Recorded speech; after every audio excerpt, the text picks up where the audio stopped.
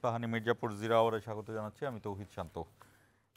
দর্শক, আমরা যে তুমুল ঐক্যমত্য নিয়ে এই ফ্যাসিস্ট সরকারের পতনের গণ অভ্যুত্থানে অংশ নিয়েছিলাম, অর্থাৎ জনগণের যে অবস্থান ছিল সেই জায়গা থেকে ঠিক বেশ কয়েকদিন যাবৎ, বেশ কয়েক মাস যাবতই আসলে রাজনৈতিক দলগুলোর অবস্থান এখন কোথায়, সেই অবস্থানের কথা ভেবে রাজনৈতিক দলগুলো আসলে কি করছে। ঐক্যমত্য কমিশন কাজ করছেন, সেখানে প্রতিদিনই আমরা দেখছি বিভিন্ন দলের সঙ্গে বসছেন কমিশন প্রধান অধ্যাপক আলী রিয়াজ। কিন্তু আমরা মাঠে ময়দানের যে রাজনৈতিক বক্তব্য, সেই রাজনৈতিক বক্তব্যের মধ্যে কখনো কখনো ঐক্যমত্যের কিছু কিছু উদাহরণ পাই, কিন্তু অধিকাংশ সময়ই আমরা দেখি যে কোথায় যেন একটা তাল বা লয় কেটে যাওয়ার মতো পরিস্থিতি।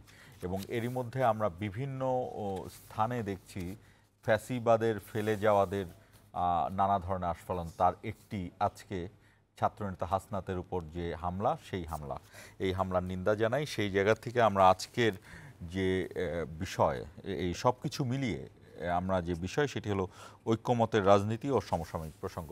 আমাদের সঙ্গে রয়েছেন এবি পার্টির চেয়ারম্যান মুজিবুর রহমান মঞ্জু, আপনাকে স্বাগত, এবং রয়েছেন বিএনপি চেয়ারপারসনের উপদেষ্টা হাবিবুর রহমান হাবিব, আপনাকেও স্বাগত জানাচ্ছি। দর্শক, বরাবরের মতোই ইস্পাহানি মির্জাপুর জিরা আওয়ার আমাদের বৈশাখী টেলিভিশনের পর্দার পাশাপাশি সরাসরি সম্প্রচারিত হচ্ছে ইউটিউব এবং ফেসবুক পেজে। আপনারা সেখানে কমেন্টের মাধ্যমে আপনাদের মতামত জানাতে পারেন। আমরা শিরোনাম দেখে আসবো, দেখে মূল আলোচনা শুরু করব। রাখাইনে মানবিক করিডোরের চুক্তি হয়নি, জানালেন নিরাপত্তা উপদেষ্টা। এখনই সম্ভব নয় রোহিঙ্গা প্রত্যাবাসন, বললেন পররাষ্ট্র উপদেষ্টা।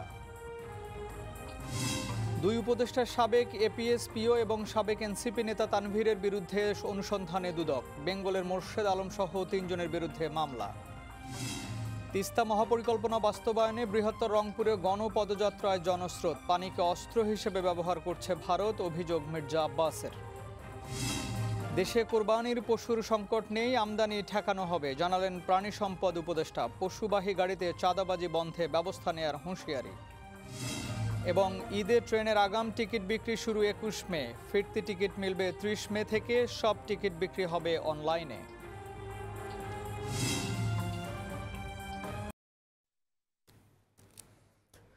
আমি হাবিব ভাইকে দিয়ে শুরু করতে চাই। ঐক্যমত্য কমিশনের সঙ্গে আপনারা বসছেন এবং বিভিন্নভাবেই আলোচনা চলছে। আমি একদম নির্মোহ জায়গা থেকে জানতে চাই, নির্বাচনের প্রসঙ্গে প্রত্যেকেই নির্বাচন চাই, এই ব্যাপারে কোনো দ্বিমত নেই, তবে সময়ের ব্যাপারে দ্বিমত আছে, কতদিন পর দরকার।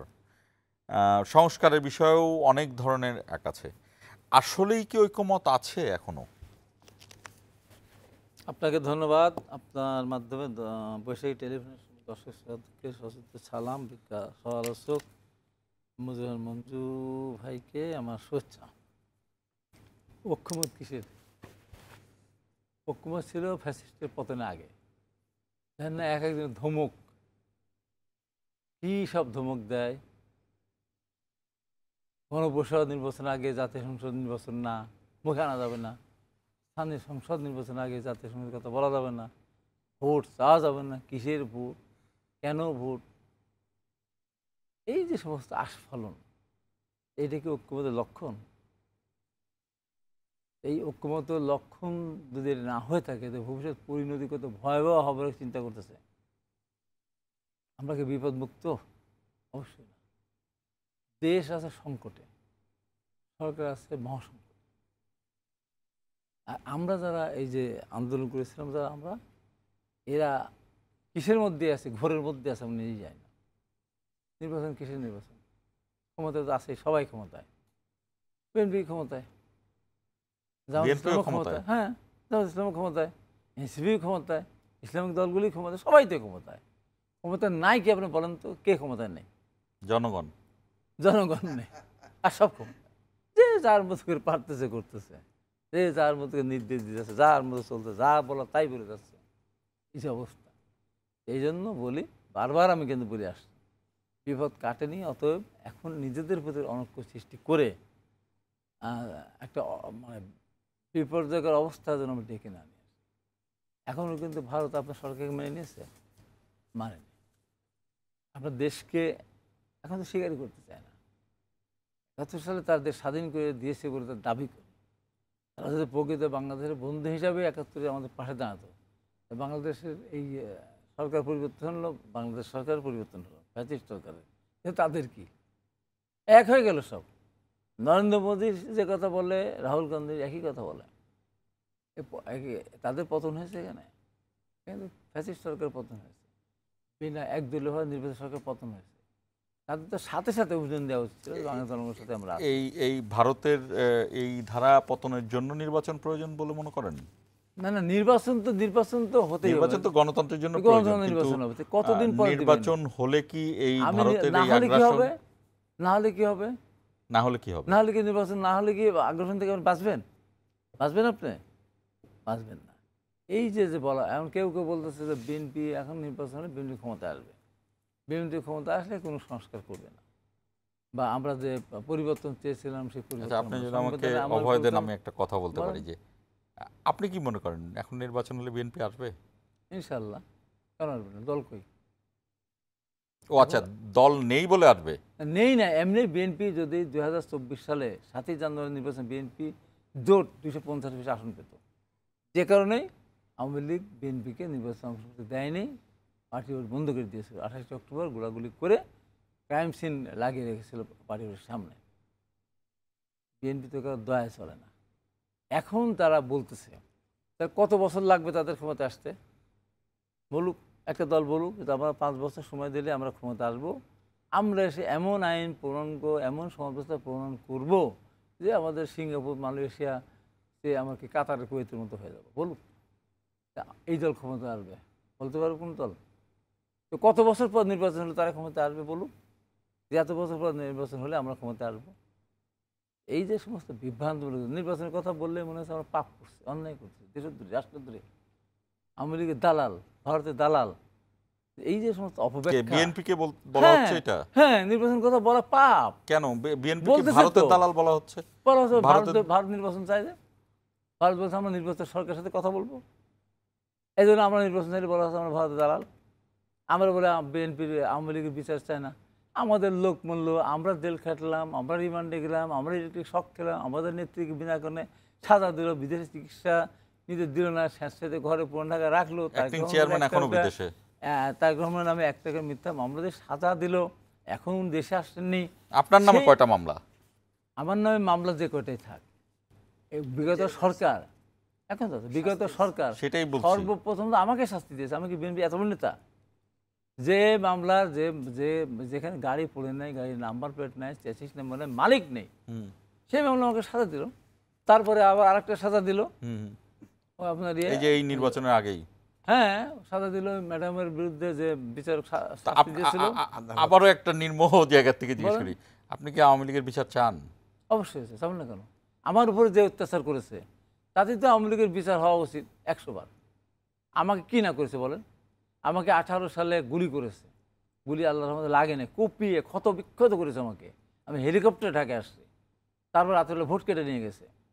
আমি পাবনা জেলা বিএনপির আহ্বায়ক, আমি যখন এই যে বিদ্যুৎ লোডশেডিংয়ের প্রতিবাদ, যখন আমি সরাসরি জমাতে আসতেছিলাম, তখন আমাকে মেরে ফেলার জন্য যেভাবে আক্রমণ চালিয়েছিল, সেই আক্রমণের কোনো আপনি কী বলতে, আমাকে বাঁচাতে গিয়ে অনেক লোক আমার আহত হয়েছে।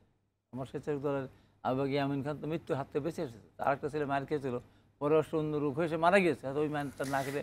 আচ্ছা, এই কথাটা জিজ্ঞেস করার তারপরে বলে না, তারপরে বলে এটা গেল, তারপর আমাকে সর্বপ্রথম সাজা দিল।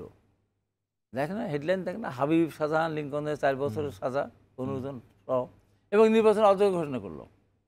তারপরে আবার সৌমিত করলো উচ্চ আদালত, ম্যাডামের সেখানে আমাকে সাজা দিল। এই যে বিভ্রান্তিটা, যে বিএনপিকে আপনি নিজে বললেন ভারতের দালাল বলে, নির্বাচনের কথা বলে, ভোটের কথা বললে আওয়ামী লীগের বিচার চায় না বিএনপি আতাত করছে আওয়ামী লীগের সঙ্গে, এই যে যারা বিভ্রান্তি করছে, যারা অপপ্রচার চালাচ্ছে, এই সুযোগটা কেন পাচ্ছে তারা?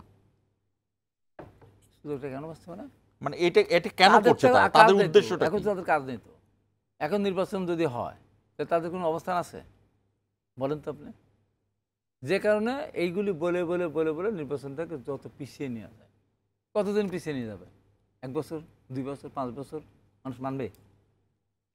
এক শ্রেণীর বুদ্ধিজীবী, সামরিক, বেসামরিক আমলা আওয়ামী লীগকে ডুবিয়েছে। যেমন প্রত্যেকদিন টক শোতে বলতাম, এদের কারণে আওয়ামী লীগ অনেক দিনের জন্য বাংলাদেশের রাজনীতি থেকে দূরে থাকতে বাধ্য হবে। সব ঠিক আছে, সব ঠিক আছে, রোল মডেল বাংলাদেশ, আমাদের শেখ হাসিনা বলতো না, কিসের নির্বাচন, কিসের বিএনপি, কাউকে দেওয়া দরকার নাই, আমরা একা নির্বাচন করলে যথেষ্ট। একজন প্রার্থী দেয় আর 3 জন স্বতন্ত্র উৎসাহিত করে। এই ডুবাই এই বুদ্ধি ডুবাই এখন আবার আরেক শ্রেণীর বুদ্ধিজীবীরা ডুবানো শুরু করছে। নির্বাচন দরকার নাই, 5 বছর থাকেন, 10 বছর থাকেন, 17 বছর থাকেন, যেতে দিয়েন না, এই যে সমস্ত কাহিনী। কিসের নির্বাচন, এই কিসের নির্বাচন, দেশে কিন্তু বাপের খবরদার নির্বাচন চাবো, নির্বাচন দেবো না, কেন নির্বাচন হবে না, নির্বাচন দেবো না, নির্বাচন চাইতে পারবে না, ধমকাচ্ছে। কি একটা কি আছে মুজিবুর রহমান মঞ্জু, আপনি কি মনে করেন ওই প্রশ্নটাই করো, ঐক্যমত্যর যে ঐক্যমত্য ছিল বহু বছর পরে বাংলাদেশের মানুষ এরকম একটা ঐক্যমত্য দেখছে। আমি জানি না আপনি আপনার সাথে একমত হবেন কিনা, এমন ঐক্যমত্য কিন্তু মানুষ দেখে নাই। তো সেই ঐক্যমত্য কোথায় এখন? ঐক্যমত্য এখন আছে। তো আমরা দেখি যে আপনি দেখবেন এই যে আজকে হাসনাদের উপর আক্রমণ হয়েছে, আপনি দেখবেন কালকে সবাই এটার ব্যাপারে স্টেটমেন্ট করছে, সবাই এর প্রতিবাদ করছে। তো আওয়ামী লীগ প্রশ্নে সবাই ঐক্যবদ্ধ আছে। যেটা আপনি মনে করছেন যে আওয়ামী লীগ নিষিদ্ধ হবে কি হবে না, আপনি দেখবেন বিএনপিও যদি এখন তার নেতাকর্মীদের ভোট নেয়, বেশিরভাগ লোক বলবে আওয়ামী লীগের রাজনীতি আমরা নিষিদ্ধ চাই। কারণ এই যে হাবিব ভাই বললেন না, ওনার শরীরে আওয়ামী লীগের নির্যাতনের দাগ আছে। বিএনপির লক্ষ লক্ষ কর্মীদের গায়ে আওয়ামী লীগের দাগ। আমাদের প্রত্যেকের এমন কাউকে খুঁজে পাবেন না যার শরীরে নির্যাতনের দাগ নাই, যার শরীরে হাত করার ছাপ পড়ে নাই। সুতরাং এই জায়গায় আমি মনে করি যে ঐক্যমত্যটা যেটা জুলাই আগস্টে ছিল এটা আছে এবং এটা থাকবে। এই জায়গায় ভারতীয় আধিপত্যবাদ, আওয়ামী লীগের ফিরে আসার যেই নজর ভয় বা আওয়ামী লীগের রাজনীতি, যে এই জায়গায় ঐক্যমত্যটা আছে এবং আমাদের ঐক্যমত্যটা ওই কারণেই তৈরি হয়েছিল। দেখেন আওয়ামী লীগের বিরুদ্ধে এক একজনের এক একটা কারণে আমরা আওয়ামী লীগের বিরুদ্ধে ঐক্যবদ্ধ হয়েছি, যার যার জায়গা থেকে। সুতরাং আমি মনে করি না যে আমাদের ঐক্যমত্যটা নষ্ট হয়েছে। হাবিব ভাই যেভাবে বলেছেন, আমি একটু বিনয়ের সাথে বলি, এখন পর্যন্ত সরকারের কোনো দায়িত্বশীল পর্যায়ের লোককে আমরা দেখি নাই তারা বলেছেন যে ইলেকশন হবে না বা ইলেকশন চাই না। হ্যাঁ, কিছু কিছু রাজনৈতিক দল, কিছু কিছু জায়গায় ছাত্ররা বা অন্যরা বলছে যে আমরা বিচার না হওয়া পর্যন্ত ইলেকশন চাই না, বা কিছু কিছু ধর্মীয় দল এই ধরনের কিছু কথা বলেছে। বিচারের সাথে নির্বাচনের ইলেকশনের কি সম্পর্ক? সম্পর্কটা সেভাবে আমরা করতে চাই না, কিন্তু একটা জায়গা হচ্ছে যে একটা দৃশ্যমান বিচার তো মানুষ ডিমান্ড করে।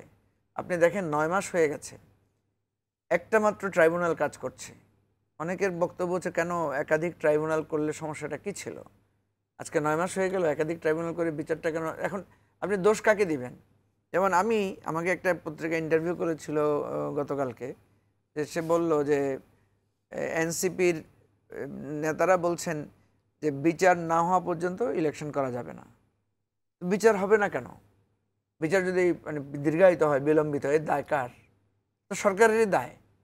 এখন আপনি বিচারক, আপনার পক্ষ থেকে এনসিপিকে যদি আমরা ধরে নেই যে প্রো গভর্নমেন্ট একটা দল, তাহলে এনসিপি বলছে আবার বিচার না হলে ইলেকশন হবে না।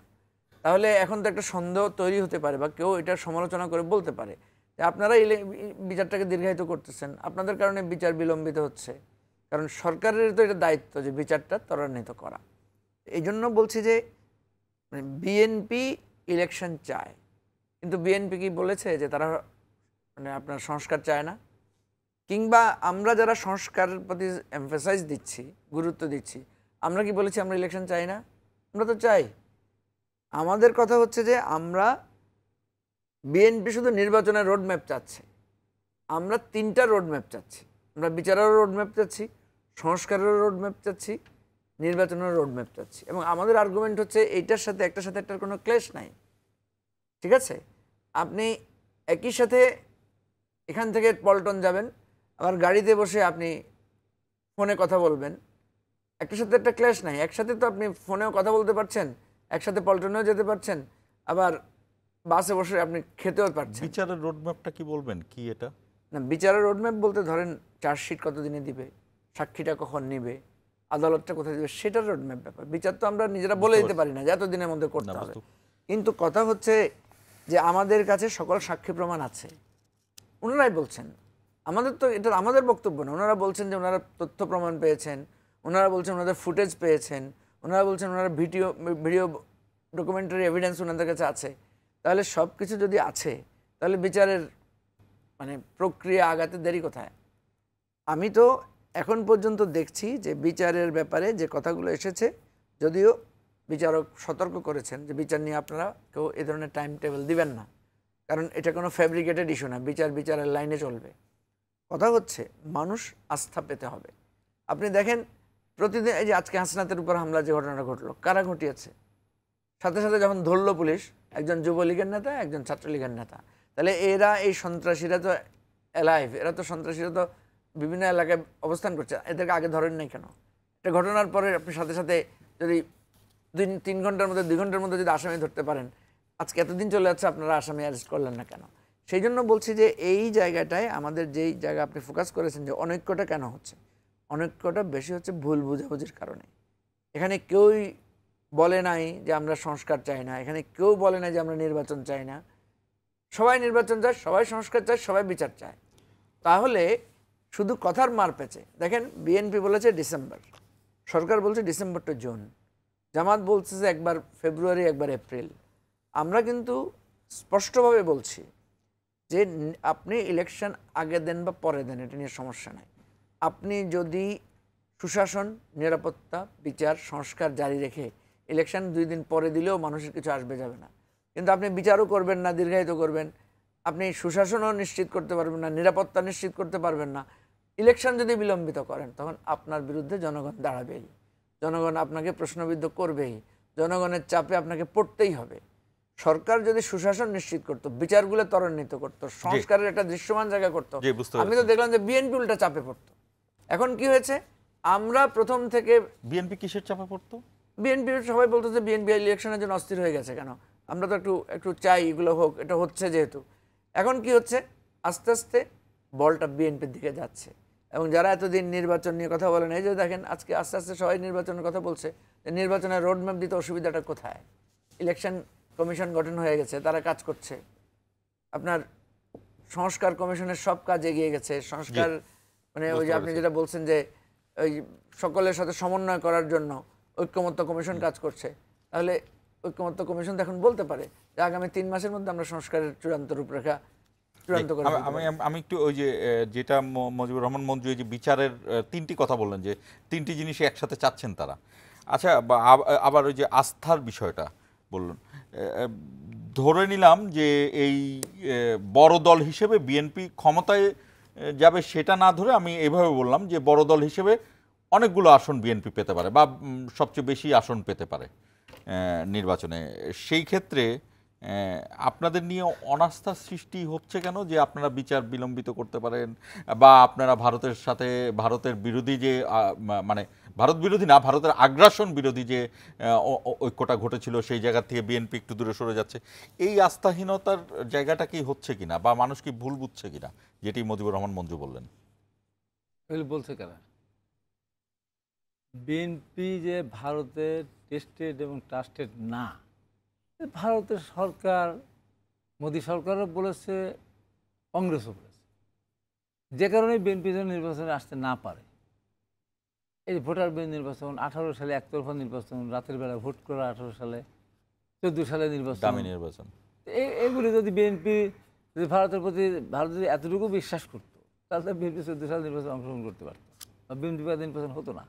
18 রাতের বেলা ভোটার পরদিন বলতো না সুন্দর নির্বাচন হয়েছে। 24 সালের নির্বাচন বিএনপিকে অংশগ্রহণই করতে দিল না, আমরা সব কারাগারে ছিলাম, তখন তো বললেন নির্বাচন ভালো হয়নি, বুঝছে তারা নির্বাচন সুষ্ঠু হয়েছে, সুন্দর হয়েছে। তারপরেও বিএনপির বিরুদ্ধে অভিযোগ, না সন্দেহ, ওদের সন্দেহ করবেটা কেন? সন্দেহ কারণটা কি? আমরা ভারত আওয়ামী লীগকে সহায়তা করেছে, সার্বিক সাপোর্ট দিয়েছে বলেই তো আওয়ামী লীগ আমাদের উপর নির্যাতন করেছে, অত্যাচার করেছে। ম্যাডাম খালেদাকে বিদেশি চিকিৎসা নিতে দেয়নি। সেই বিএনপিকে সন্দেহ কেন করবেন? আর যখন আপনারা কেউ চিন্তাও করেন না, স্বপ্নেও দেখেন নাই, আকাশে মেঘ উঠে নাই, দেখা যায়নি, তখন বিএনপি বলেছে সংস্কার। প্রথম ম্যাডাম 16 সালে দিলেন 2030 2030 ভিশন ভীষণ। তারপরে দিলেন 28 দফা বিএনপি 22 সালে, তারপর 23 সালে 31 এসে দফা। 31 দফা দিল সব দলের সাথে মিলে, ওনারা সব মিলে 31 দফার মধ্যে 4-5টা দফা যদি আপনি বাস্তবায়ন করেন, স্বৈরশাসক আসার ক্ষমতা আছে আর ফ্যাসিস্ট সরকার সুযোগ আছে। প্রথম কথা, রাষ্ট্রপতি প্রধানমন্ত্রীর সাথে ক্ষমতা ভারসাম্য। ভারসাম্য। দ্বিতীয়ত, পরপর 2বার বেশি কেউ প্রধানমন্ত্রী হতে পারবে না। থার্ড, যে নির্বাচনের সময় 5 বছর পর পর নিরপেক্ষ তত্ত্বাবধায়ক সরকার নির্বাচন হবে, অর্থাৎ এমপি থেকে নির্বাচন করতে পারবে না, দলীয় কোনো সরকার নির্বাচন হবে না, এরকম ভোট কাটতে যাবে কি?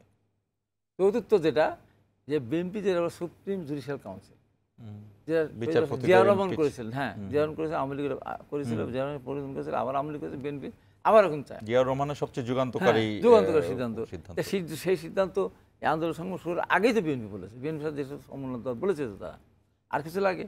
হ্যাঁ, আর একটা আপনি করতে পারেন নর্মাল, যেটা এখানে ফ্যাসিস্ট হওয়ার কোনো সুযোগ নেই। 5 বছর পর যখন নির্বাচন হবে নিরপেক্ষ সরকার অধীনে, তখন আর কেউ মানুষের স্বার্থের বিরুদ্ধে কাজ করবে, 5 বছর পর ছুঁড়ে ফেলে দেবে তখন, যদি ওকে কাজ না করে।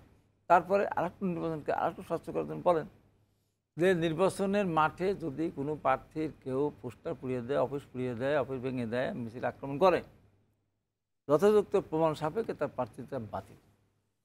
নির্বাচনের দিন কেউ যদি ভোট ডাকাতি করে, ভোট চুরি করে, সিল মারে, টাকা পয়সার বিনিময়ে যদি ভোট নিতে থাকে, প্রমাণ সাপেক্ষে তার প্রার্থীতা বাতিল।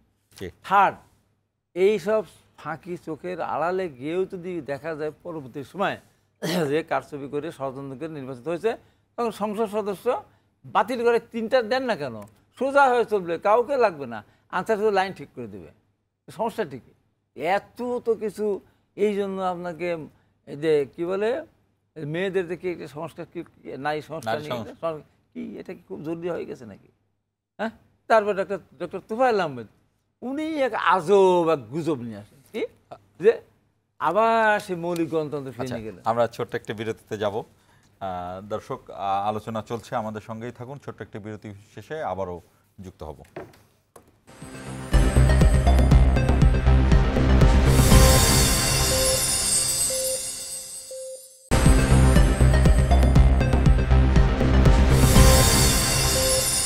আবারও স্বাগত ইস্পাহানি মির্জাপুর জিরা আওয়ারের। আমরা আলোচনায় যাব, তার আগে আবারও জানিয়ে দিই আমাদের অনুষ্ঠানটা কিন্তু সরাসরি ফেসবুক এবং ইউটিউব পেজেও সম্প্রচারিত হচ্ছে। আপনারা চাইলেই সেখানে কমেন্টে মতামত জানাতে পারেন। হাবিবুর রহমান হাবিব, আপনার সাথে কথা বলছিলাম, আপনি নানা ধরনের ঘটনা বলছিলেন। আমি আরেকটি বিষয় বলবো, তবে এটা আপনাকে বলে আমরা উত্তর চাইব মুজিবুর রহমান মঞ্জুর কাছে। সেটি হলো যে এই যে কথাগুলো বলছিলেন অপপ্রচার বিভ্রান্তির কথা, এবং আরও বিভিন্নভাবেই দেখেছি, যেমন এখন তো ব্লগিংয়ের যুগ, ব্লগে অনেক ধরনের কথা বলা হচ্ছে। তবে এবং বিএনপির অনেক সিনিয়র নেতাদের নামে যেই ভাষায় বলা উচিত না। আচ্ছা, আমি একটু জানতে চাই যে এর বাইরেও কিন্তু বেশ কিছু সুনির্দিষ্ট অভিযোগ করা হচ্ছে, যার বেশ কিছু সত্যতাও আছে। এটা আপনাদের দলের পক্ষ থেকেই, আমি জানি আপনি বুঝতে পারছেন যে এই অনিয়মের, যেমন ধরেন চাঁদাবাজি, দখল, বিভিন্ন জায়গার থেকে অর্থনৈতিক সুযোগ সুবিধা নেয়া, বিভিন্ন ব্যবসায়িক প্রতিষ্ঠানে অবস্থান তৈরি করা, স্থানীয় পর্যায়ের নেতাদের, ধরেন আপনারা যেই পর্যায়ের নেতা তাদের কথা না, কিন্তু বিভিন্ন ধরনের সমর্থকদের কথা। আপনি নিশ্চয়ই এই বিষয়ে বলবেন, তবে তার আগে আপনার আগের কথার উত্তর জানতে চাই। মুজিবুর রহমান মঞ্জু, আপনাকে যেই কথাগুলো নির্বাচন কমিশন নিয়ে বললেন, ডক্টর তোফায়েলের কথাগুলো বললেন, এই জায়গাতে আপনি একমত কিনা হাবিবুর রহমান হাবিবের সাথে? আমি আগে হাবিব ভাই যে কথাটা বলেছেন ওটা একটু টাচ করতে চাই, যেটা হচ্ছে যে বিএনপির সাথে বা অন্যদের, যে উনি যেটা বললেন যে এক ধরনের ব্লেম গেম হচ্ছে, বিএনপিকে ব্লেম করছে, এটা আসলে কেন হচ্ছে? এর প্রধান কারণ আমি যেটা মনে করি সেটা হচ্ছে বিএনপিও কিছু কিছু ক্ষেত্রে হয়তো তারা মনে করছে বিএনপি আমাদেরকে মূল্যায়ন করছে না, আমরা এত বড় একটা আন্দোলন করেছি, এত বড় একটা বাস্তবতায় ছাত্ররা এত বড় ভূমিকা রেখেছে, এবং এই বিভেদটা শুরু হয়েছে অ্যাকচুয়ালি, আমি বারবারই এটা বলি যে এটা সরকারের একটা ব্যর্থতা, যে এই আন্দোলনে তো নানাজন নানাভাবে ভূমিকা রেখেছে, নানা ধরনের ভূমিকা এখানে রেখেছে, এবং এমন ভূমিকা আছে যেটা একজন আরেকজনেরটা হয়তো জানেও না। কারণ এত ভার্সেটাইল মুভমেন্ট হয়েছে, এতভাবে মানুষ এটা সম্পৃক্ত হয়েছে। সুতরাং আমাদের উচিত ছিল আমরা যখন এই আন্দোলনে কাউকে ক্রেডিট দিতে যাব, যাতে এর কোনো স্টেক হোল্ডার বাদ না পড়ে। মানে এই সরকার তো আসলে ঐকমত্যের সরকার, সবাই মিলে তো এই সরকারকে সমর্থন দিয়েছে।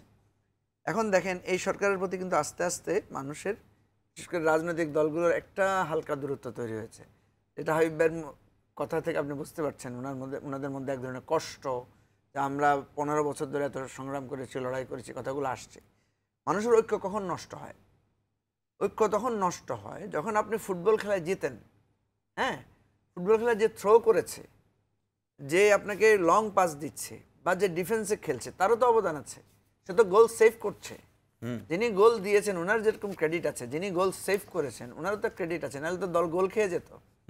এখন আপনি যদি খেলার পরে যদি আপনি বলেন আমরা সবাই মিলে টিমটা জিতেছি, তাহলে কেউ কারোর দোষটা ধরবে না, সবাই শুধু বলবে যে ভালোটা বলবে। স্ট্রাইকার বলছে আমি হ্যাঁ, এখন যখন আপনি বলবেন যে আমি জিতেছি, তখন বাকিরা তখন কিন্তু আপনার ভুল ধরা শুরু করবে। এখন দেখা যাচ্ছে ছাত্ররা বিএনপি ট্রাক আটকাতে পারে নাই, বিএনপি এটা করতে পারে নাই, খালেদা জিয়াকে মুক্ত করতে পারে নাই, বিএনপি কি করেছে, এই ধরনের প্রশ্ন তুলেছে খালেদা জিয়া। আবার ঠিক তেমনিভাবে বিএনপিও কিন্তু বলছে যে তোমরা কোথায় ছিলা, এত আন্দোলন হয়েছে, আমরা যখন জেলে ছিলাম, আমরা যখন নির্বাচন। খালেদা জিয়াকে যে মুক্ত করতে পারে নাই, এই কথাটা কি অযৌক্তিক? না, আমি যৌক্তিক আর অযৌক্তিকের কথা বলছি না রে ভাই, আমি বলছি পারে নাই তো সত্য, কিন্তু তার আগে সেটা তো বুঝতে হবে যে পরিমাণ নির্যাতন, নিপীড়ন, লক্ষ লক্ষ। বিএনপিকে তো আপনি হঠাৎ করে যদি ভারতের দালাল বলেন, এটা তো কেউ অ্যাকসেপ্ট করবে না।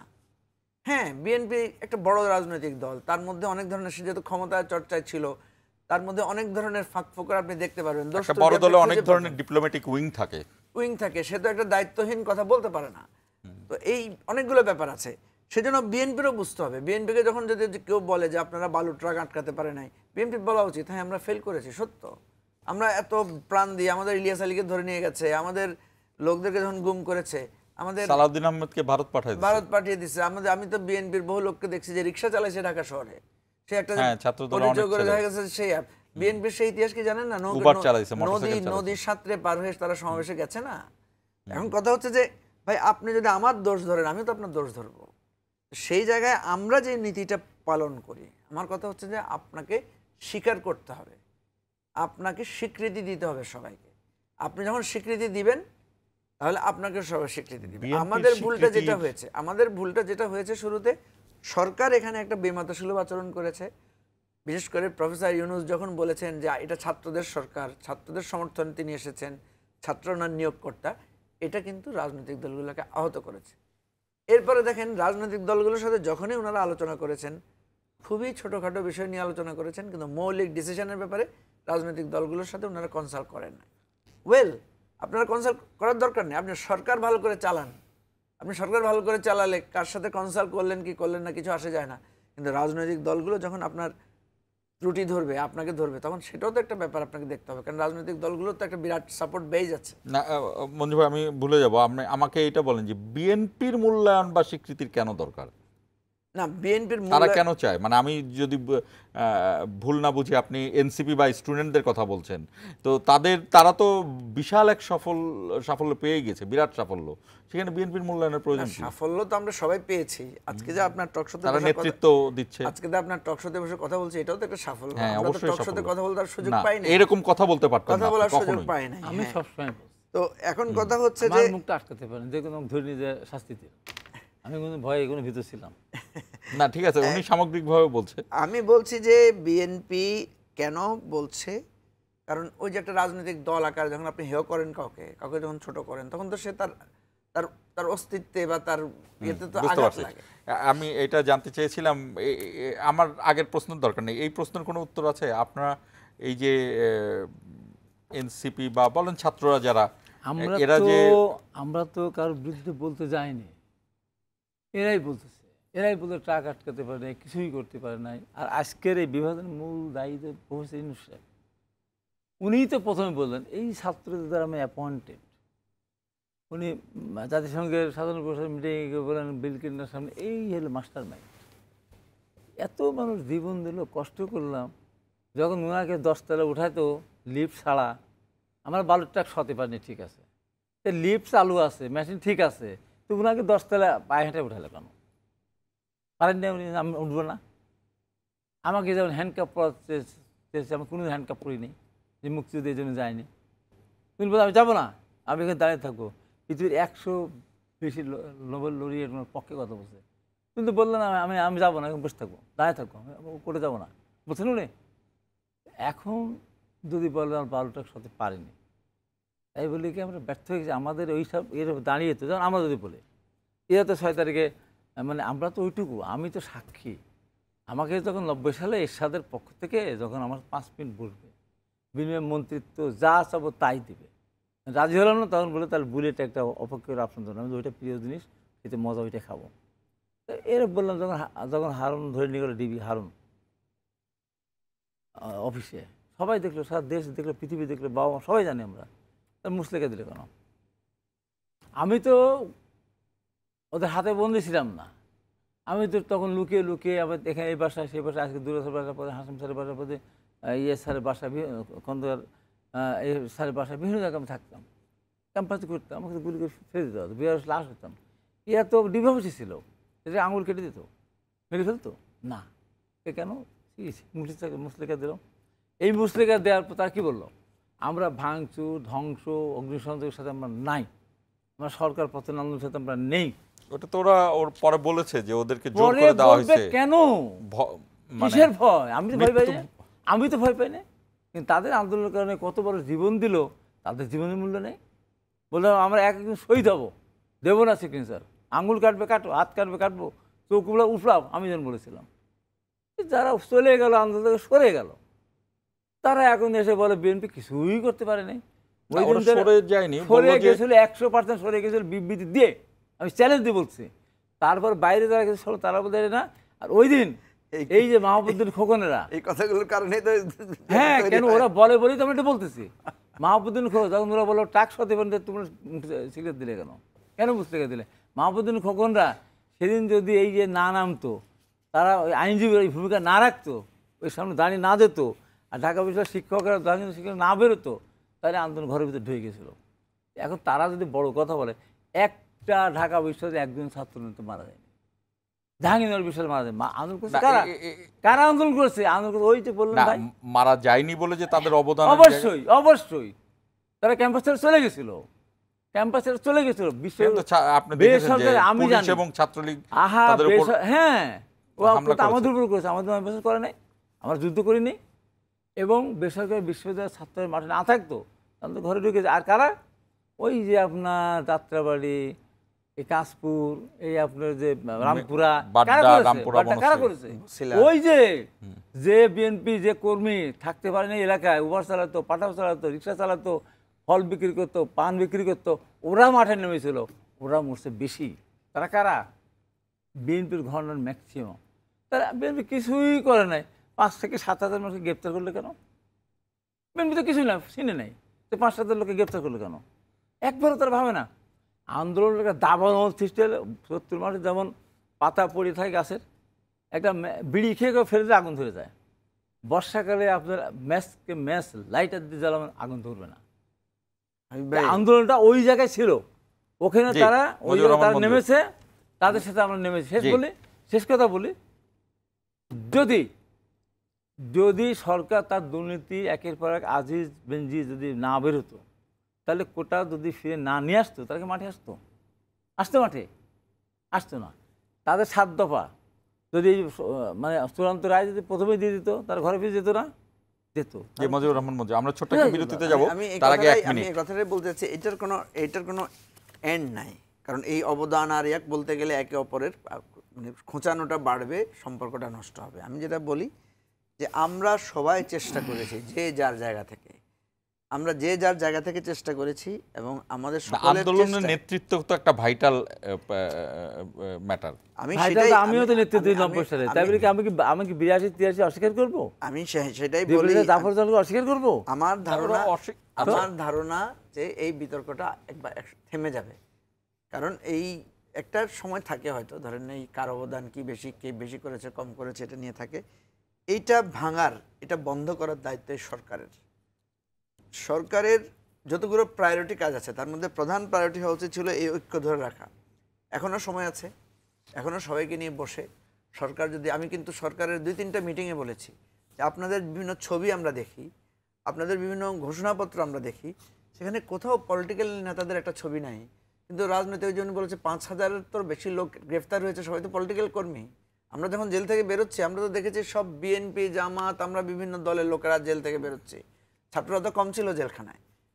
আমি আবারও ওই পুরানো বিতর্কে ঢুকতে চাই না। আমার কথা হচ্ছে যে এই নেতাদের একটা দিন কি, যারা আমরা জেলে গিয়েছিলাম এই আন্দোলনের সময়, আমাদেরকে রিমান্ডে নিয়ে কি জিজ্ঞেস করা হয়েছে? আমার জিজ্ঞেস করা হয়েছে নাহিদের সাথে আপনাদের কিসের যোগাযোগ, ছাত্রদের সাথে আপনারা কি করেছেন? আমরা বলছি করেছি যোগাযোগ, আমরা তো করবোই। এই সরকার পতনের জন্যই তো আমরা রাজপথে নেমেছি, আমরা তো প্রকাশ্যে বলছি, কিন্তু গোপন কিছু না। কথা হচ্ছে একদিনও কি সরকার প্রয়োজন বোধ করেছে যে যারা গ্রেফতার হয়েছে তাদেরকে একটা সম্বর্ধনা দেই বা তাদেরকে একদিন ডেকে কথা বলি? আমাদের শরীরে যাদের বুলেট আছে, একদিনও আমাদেরকে কি জুলাই বিপ্লবী ঘোষণা করা হয়েছে? করা তো হয় নাই। আমরা সেটার জন্য আমি মনে করছি না, যেটা আপনি যেটা বলেছেন খুবই রাইট কথা, যে আপনি আপনার একটা চান কিনা, চাই না।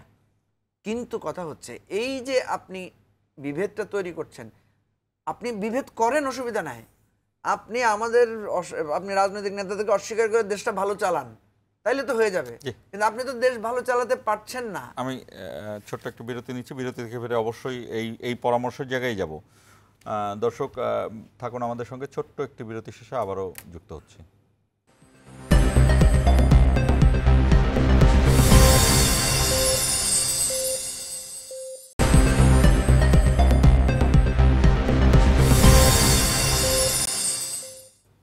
আবারও স্বাগত ইস্পাহানি মির্জাপুর জিরাওয়ারে। আমি মজিবুর রহমান মঞ্জু বলছিলেন, আমি হাবিবুর রহমান হাবিবের কাছে জানতে চাই, আজকে গাজীপুরে হাসনাত আবদুল্লাহর উপর হামলা হয়েছে, আপনি নিশ্চয়ই জানেন। তার গাড়ি ভেঙে গিয়েছে এবং সে নিজেও আহত হয়েছে, তার ড্রাইভারও আহত হয়েছে। এর আগে গাজীপুরের একটি ঘটনা জানেন, একজন মারা গিয়েছে এবং সেটি ছিল একটি ট্র্যাপ, যে ডেকে এনে তারপর চারদিক থেকে হামলা। আমি যে কারণে এই কথাটি আমি শুরুতে বলেছিলাম, আমি এখন জানতে চাই যে এই বিষয়ের জায়গা থেকে, যে এই যে ঐক্যমতের জায়গা, যে কারণে আমি শুরু করেছিলাম, হাসনাত আবদুল্লাহর উপর যে হামলা, এই হামলার জায়গাটা কি একসময় মুজিবুর রহমান মঞ্জুর উপর হবে কিনা, একসময় হাবিবুর রহমান হাবিবের উপরেও আসতে পারে কিনা, এই জায়গাতে আপনার বলার কি আছে বলেন? পারে তো, আমার উপর হামলা হতে পারে, তার উপর হামলা হতে পারে। কেন এখন এই বাংলাদেশে? এই বাংলাদেশে তো আওয়ামী লীগ তো মরে যায়নি, সব কয়জন অ্যারেস্ট হয়েছে? আমরা তো হাজার হাজার জেলে গেছে, তারা কয়জন জেলে আছে? জামিন হয়ে যাচ্ছে তো, জামিন হয়ে যাচ্ছে। টকশোকে ধরে নিয়ে যায়, আমার ম্যাজিস্ট্রেট করে জামিন দিল না, জজ করে দিল না, হাইকোর্ট থেকে জামিন করতে হলো। আর এখন ম্যাজিস্ট্রেট জামিন হয়ে যায়। আপনার সাবির হোসেন চৌধুরী পৃথিবীর সৃষ্টি হওয়ার পর আপনি বলেন 6টা মামলা, 2টা হত্যা মামলা, রিমান্ড চলাকালীন সময়ে জামিন পৃথিবীতে কোনো জায়গায় কোনোদিন হয়েছে কেউ শুনেছে? হলো কেন হলো? ওই যে ম্যাজিস্ট্রেট জজ করে না, ম্যাজিস্ট্রেট, এই ম্যাজিস্ট্রেট রক্ত হলে আওয়ামী লীগ, ও পরোয়া করে না, ঠিক আছে যা হয় হবে, জামিন দিয়ে দেবে, দিল। তারপরে ওর কী করলো? তারপরে পরের দিন মান্না সাহেবকে দিল। আমি চিল্লাচিল্লি করলাম, ওই দিন রাত্রে 2-3টা টকশো ছিল। এর বিচার হতে হবে, এই ম্যাজিস্ট্রেটকে চাকরিচ্যুত করতে হবে, রিমান্ডে নিয়ে আসতে হবে, ওকে বিচার করতে হবে। ও কেন, কোন আইনে এইরকম একটা মানুষকে জামিন দিল? 6টা মামলা, তার 2টা হত্যা মামলা, এই যে গেল না করতে, ধরে না তো পুলিশ, সব ঘুরে বেড়াচ্ছে তো। কোন পুলিশ ধরবে কেন? পুলিশ তো স্বাভাবিক পুলিশ। আপনি কতদিন ধরে এই শেষ করবেন, তারপরে আপনারা বলবেন খুব পরিষ্কার হয়ে গেছে, এখন নির্বাচন দিলে আমরা জিতে আসতে পারবো? কতদিন, কত বছর? সব বাড়ি পাঠিয়ে দিতে পারবেন? পারবেন না। ওই যে মঞ্জু ভাই যেটা বললেন, সরকার ভালো যে চালাতো, যেমন ধরেন একটা কথা, নির্বাচন কমিশন একটা কয়েকদিন আগে তারা বললো আমার নির্বাচন আচরণবিধি চূড়ান্ত করেছি, প্রায় কোনো রাজনৈতিক দলের সাথে আলোচনা করেছে না। তারপর আমি বলেছি যে হ্যাঁ, আপনার এটাকে আমি গ্রহণ করলাম সাদরে, তবে ডিসেম্বরের ভিতরে আপনি নির্বাচন করার জন্যই যে চূড়ান্ত আচরণবিধি আপনি সিদ্ধান্ত নিয়েছেন, অতএব ডিসেম্বর নির্বাচন হলে আমার কোনো ক্লেম নেই। ডিসেম্বর পার হলে বুঝবো যে আপনার নির্বাচন কমিশন আপনার মাথা সোজা না, সরকারের ইঙ্গিত আপনার চলে।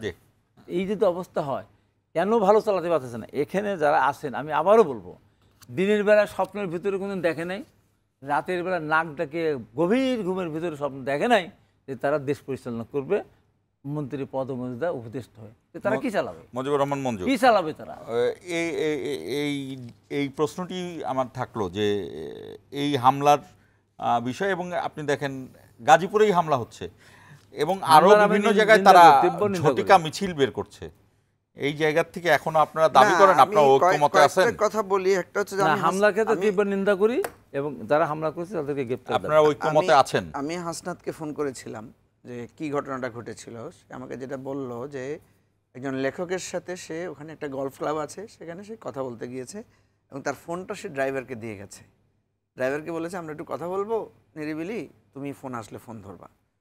ড্রাইভার তখন গাড়িতে ওঠার পর তাকে বলেছে, এর মধ্যে কয়েকজন লোক এসে তার গাড়ির ছবি তুলেছে এবং সামহাউ তাদেরকে ফলো করেছে এবং তো কিছু দূর যাওয়ার পরে মানে তারা নিশ্চিত হওয়ার চেষ্টা করেছে। তাহলে এখানে বোঝা যাচ্ছে যে তাকে একটা ফলো করা হয়েছে এবং প্ল্যান ওয়াইজ তার উপর হামলা করা হয়েছে। এখন দুইটা বিষয়, একটা হচ্ছে এই হামলার দায়টা কার? এই হামলার দায়টা এই সরকারের। আপনি যদি কাউকে দোষী করেন, কারো কাছ থেকে জবাবদিহিতা চান, সরকার কাছে তো চাইবেন। এখন দেখেন যে আহত হচ্ছে আমাদের জুলাই বিপ্লবীরা, যারা এই আন্দোলনে নেতৃত্ব দিয়েছে এবং আমি তো মনে করি যে তারা আসলেই অসাধ্য সাধন করেছে, যেটা আমরা করতে পারি নাই। আমরা আন্দোলন চেষ্টা করেছি আমাদের জান প্রাণ দিয়ে। তাহলে এদের সিকিউরিটি এখনই এশিওর করা যাচ্ছে না। আওয়ামী লীগ এখন পর্যন্ত সবাই গোপনে পালিয়ে আছে, এ ধরনের নাশকতা তারা করছে। অথচ আমরা যখন বলছি যে আওয়ামী লীগের বিচার করা দরকার, আওয়ামী লীগের ব্যাপারে মানে আওয়ামী লীগের নিষিদ্ধের পর্যায়ে যাওয়া দরকার, কারণ পৃথিবীতে তো বিভিন্ন দল নিষিদ্ধ হয়েছে, যারা সন্ত্রাসবাদী দল, যারা গণতন্ত্র ধ্বংস করে, যারা নির্বাচন ব্যবস্থা ধ্বংস করে, যারা লুটপাট করে, যারা নাজি পার্টিকে নিয়ে কোনো কথা বলা যায় না জার্মানিতে। হ্যাঁ সেটাই। আমাদেরকে বিদেশিরা যখন জিজ্ঞেস করে যে ইনক্লুসিভ ইলেকশন হবে কিনা, আমরা বলি যে ইনক্লুসিভ মিনস হোয়াট, তোমরা কি বুঝাতে চাচ্ছ? তোমরা আওয়ামী লীগের কথা বুঝাতে চাচ্ছ? তা আওয়ামী লীগ কীভাবে ইলেকশন করবে? সে আমার রক্ত ঝরিয়েছে। একটা আওয়ামী লীগের লোককে কি তোমরা সরি বলতে দেখেছো? একটা আওয়ামী লীগের লোককে কি একটা মানে ক্ষমা প্রার্থনার মনোভাব দেখেছো? তখন তারা বলে না আমরা তো দেখি নাই। তো তোমরা যদি না দেখো আমরা কাদের সাথে রিকনসিলিয়েশন করব? যে আমার রক্ত নিয়েছে, যে আমার টাকা লুটপাট করেছে, যার জন্য আমার ব্যাংকের টাকা তুলতে পারছে না লোকেরা, সেই আওয়ামী লীগের সাথে আমি কিভাবে ইলেকশন করব একসাথে? ভাইরে আপনি ধরেন শান্ত, আপনি আমার একটা ক্ষতি করেছেন, হয় আপনি আমার কাছে এসে ক্ষমা চাইবেন, অথবা কেউ একজন আপনার একটা শাস্তি দিয়ে আমার মনোভাবটা দূর করবে। তাহলে সরকারকে তো দুইটা কাজ করতে হবে। একটা হচ্ছে এদেরকে শাস্তি দিতে হবে। যখন শাস্তি দিবেন, যারা যারা আপনার ভিকটিম, তারা কিছুটা মানসিক প্রশান্তি সময় পাবে। শেষ তো প্রান্তে। এই জায়গা থেকে আমরা বলছি যে এই ঘটনাগুলো একটা একটা ছোট ছোট ঘটছে। আজকে হাসনাত আবদুল্লাহর গায়ে কাঁচ পড়েছে, তার হাত কেটে গেছে, সামান্য তো সে, কালকে যদি আল্লাহ না করুক আমাদের এরকম কারো বড় ধরনের দুর্ঘটনা ঘটে, আমরা যদি কাউকে এই অবস্থায়ও আমরা যদি আবু সাইদের মতো মুগ্ধর মতো কাউকে হারিয়ে ফেলি, আপনি বুঝতে পারছেন এই সরকারের ক্ষমতা আছে দেশের এই মানে এটার যে রিপারকেশন হবে, আপনি কেউ তো আমরা ধরে রাখতে পারবো না। আমি একদম 30 সেকেন্ড শেষ করি। জি। এই সরকার আরো যদি দীর্ঘদিন থাকে, পরিস্থিতি আরো ঘোলাটে হবে। এবং এই সরকার এত দুর্বল সরকার যে আমরা শুনেছিলাম ক্যান্টনমেন্টে 600 কতদিন ধরে আশ্রয় নিয়েছিল তারা দুষ্কৃতিকারী ম্যাক্সিমাম। এখন ক্যান্টনমেন্টে আছে, সরকারকে ব্যাখ্যা দিয়েছে যে এতজন ছিল, এতজন আমার হেফাজতে আছে, এতজন চলে গিয়েছে, কিছুই তো করতে পারে না। সেটা যে আরও দীর্ঘায়িত করেন, এই যে কিছু লোক টেলিভিশন বলতেছে না আরও দিন থাক লেজে কবর হয়ে যাবে না। তাই আমি মনে করি যে এই নিজেদের ভিতরে অনৈক্য সৃষ্টি না করে একটা সুষ্ঠু নির্বাচনের ধারায় যদি আমরা যাই, তাহলে আমরা এখান থেকে রক্ষা পাবো। আর অনৈক্য সৃষ্টি হলে হাসনাত যেমন আজকে আহত হয়েছে, আমাদের প্রত্যেকেই কিন্তু আপনাদের দুজনকেই আবারও শুভেচ্ছা জানাই। দর্শক, এরকম ছোট ছোট ঘটনাই কিন্তু একটা সময় ধীরে ধীরে বড় হয় এবং সবচেয়ে বড় যে বিষয়টি লক্ষ্য করা যাচ্ছে যে যেই ব্যক্তিরা, এমন অনেক ব্যক্তি যারা গেল 15 বছর 16 বছরে ফেসবুক বা ইউটিউবে অর্থাৎ সোশ্যাল মিডিয়ায় একটি দুর্নীতি, একটি অনিয়মের প্রতিবাদ করেননি, তারা ঠিক এই মুহূর্তে মুক্ত সোশ্যাল মিডিয়ার সুযোগে কিন্তু অনেক ধরনের গুজব এবং অনেক ধরনের গুজবের মতো করে বিভিন্ন ধরনের প্রতিবাদের কথা বলছেন। এটি যেমন একটু একটু করে বাড়ছে, আজকে ছাত্রনেতা হাসনাত আবদুল্লাহর উপর হামলা, হয়তোবা এই জিনিসটি আরও আগে বাড়বে। এই ইঙ্গিত আরও আগেও ছিল, একজনকে মেরেও ফেলা হয়েছে এই গাজীপুরেই। নিশ্চয়ই সরকার এই জায়গাগুলোকে পরিষ্কার করবে, এই জায়গাগুলোকে গভীর অবজারভেশনে নেবে, গভীর পর্যবেক্ষণে নেবে, এবং আমাদের রাজনৈতিক দলগুলোও নিশ্চয়ই এই বিষয়গুলোতে আবারও ঐক্যমতে আসবে। এই প্রত্যাশা রেখে শেষ করছি। ইস্পাহানি মির্জাপুর 0 আওয়ার।